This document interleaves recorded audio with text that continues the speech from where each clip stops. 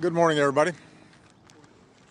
Last night, on my orders, America's armed forces began strikes against ISIL targets in Syria.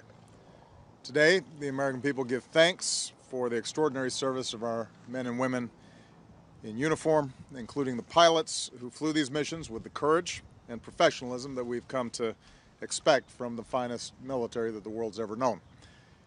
Earlier this month, I outlined for the American people our strategy to confront the threat posed by the terrorist group known as ISIL. I made clear that as part of this campaign, the United States would take action against targets in both Iraq and Syria, so that these terrorists can't find safe haven anywhere. I also made clear that America would act as part of a broad coalition, and that's exactly what we've done. We were joined in this action by our friends and partners: Saudi Arabia, the United Arab Emirates, Jordan, Bahrain, and Qatar. America is proud to stand shoulder to shoulder with these nations on behalf of our common security.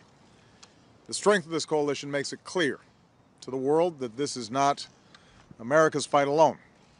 Above all, the people and governments of the Middle East are rejecting ISIL and standing up for the peace and security that the people of the region and the world deserve. Meanwhile, we will move forward with our plan, supported by bipartisan majorities in Congress, to ramp up our effort to train and equip the Syrian opposition, who are the best counterweight to ISIL and the Assad regime. And more broadly, over 40 nations have offered to help in this comprehensive effort to confront this terrorist threat, to take out terrorist targets, to train and equip Iraqi and Syrian opposition fighters who are going up against ISIL on the ground, to cut off ISIL's financing, to counter its hateful ideology, and to stop the flow of fighters into and out of the region.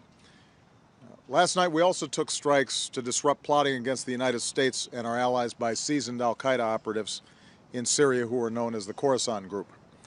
And once again, it must be clear to anyone who would plot against America and try to do Americans harm that we will not tolerate safe havens for terrorists who threaten our people.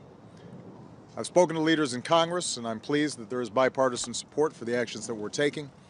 America is always stronger when we stand united, and that unity sends a powerful message to the world that we will do what's necessary to defend our country. Over the next several days, I will have the opportunity to meet with Prime Minister Abadi of Iraq and with friends and allies at the United Nations to continue to building support for the coalition that is confronting this serious threat to our peace and security.